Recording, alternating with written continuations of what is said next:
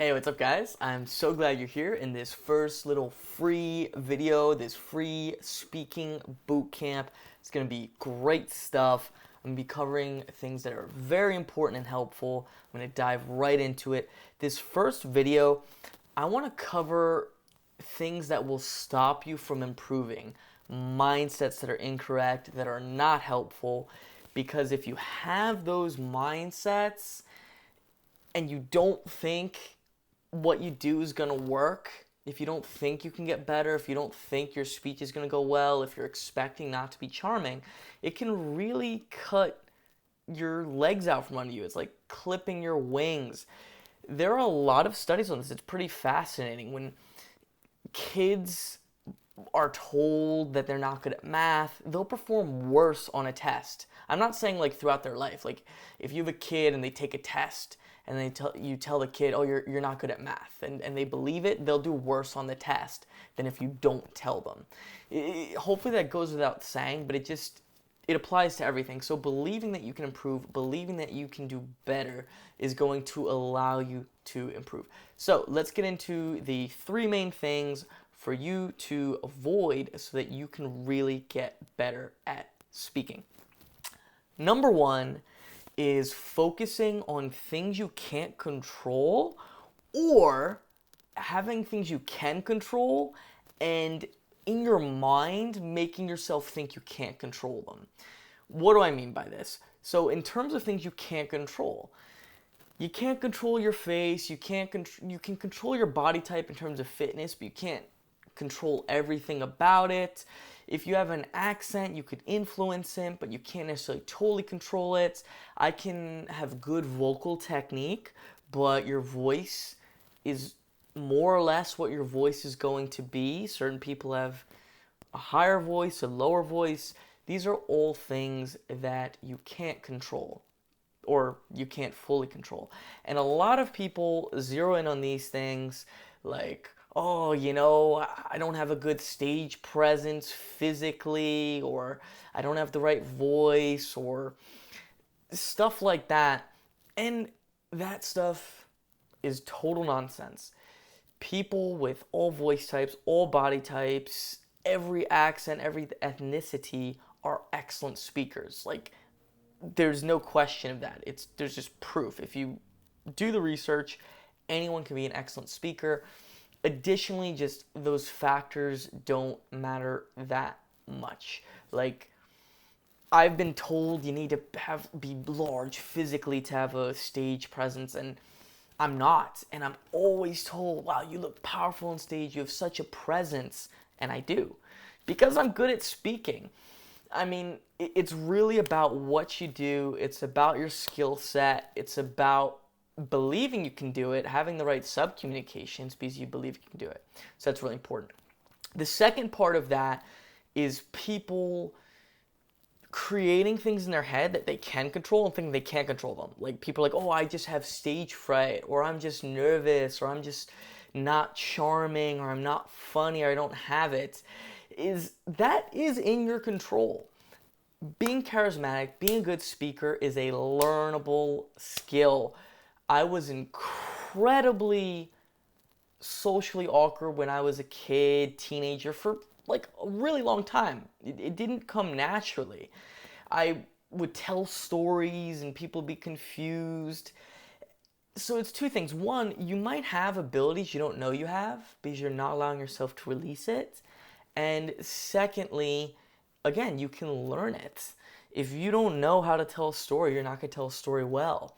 If you go in to a social situation with a bad strategy mentally, like if you're really concerned about how you look, or how you come off to others, it's going to take away your charisma. You're not going to be able to perform. But the key is that is changeable. That mindset is changeable, and I'll get into that a lot more in the second video where I'm going to cover mindset. So that's just a really big thing, is don't focus on things you can't control, because if you do that, you're going to be focused on those instead of what you can control, and you won't get better. And it becomes a self-fulfilling prophecy because now your excuses become real because you didn't get better, because you didn't do or learn what you needed to get better. And then secondly, just you can improve. So don't tell yourself, I'm not this, I'm not that. I've seen so many people, the worst speakers become the best speakers. It's a learnable skill. Everything is a strategy.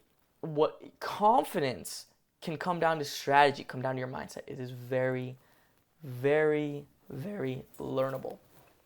The second point that I want to bring up, and this is somewhat mental, is a fear of fear, almost this perfectionism. Because I see people saying like, oh, I'm nervous before a speech, or how do I get rid of the nerves? And it's just like this intense fear of being afraid.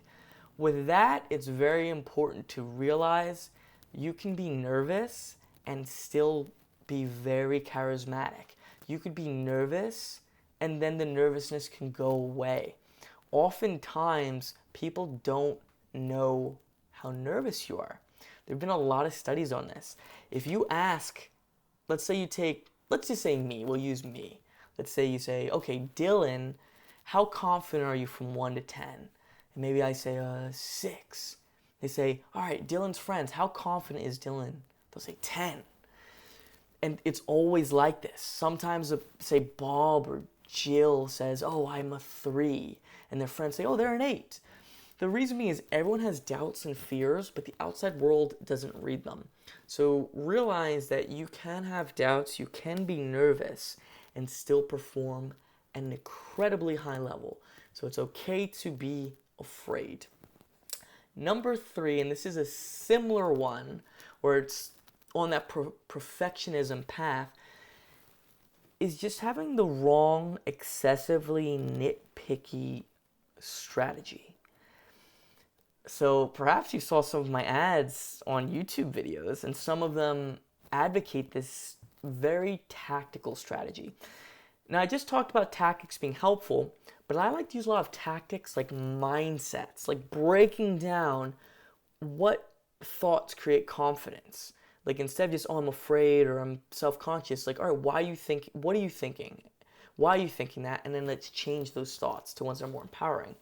So I'm not talking about that. What I'm talking about is like these weird things that are all over the place. Like I see all these videos like the 6 secrets to Steve Jobs, and it's like he puts his hands this way and this is a power pose, or something like that, or like make sure you look from the side of your eye.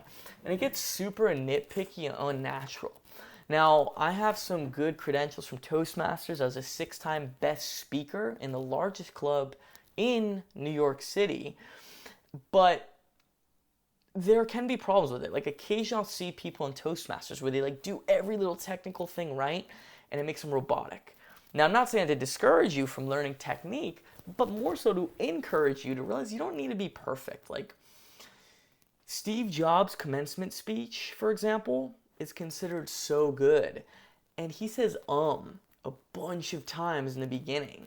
And no one notices because he's got a great message. He delivers it well. He's passionate about it. Just keep that in mind. You don't need to have all these perfect little techniques, turn yourself into a science project. You likely have moments where you're very charming, where you're very confident. And if you could bring out that natural personality you have, that's going to be a great start. And then you could build on it bit by bit with technique. Now that is the first video. I wanted to jam a lot of stuff in there. Thank you so much. Keep tuned for the second video, which I'll email right over to you, where I'm going to be covering some good mindset stuff to start building your confidence. Basically having your foundation to be bringing your best. Like maybe from 1 to 10, you're performing at a 4, but your skill set's at a 7 if you're more confident. So we're going to bring that confidence out, bring out the skills you already have, and then in video 3, build on those skills. Thanks for watching. I'll see you guys soon.